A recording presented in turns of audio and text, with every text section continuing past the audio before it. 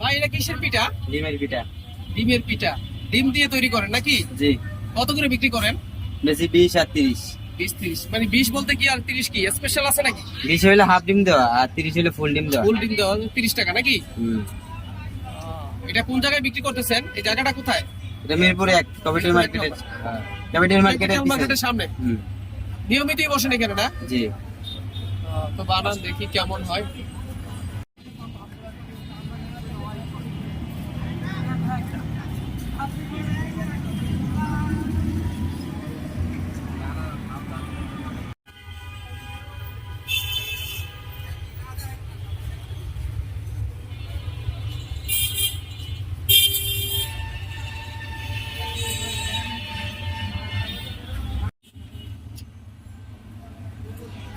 তোমার আগে থেকে ধুয়ে দাও।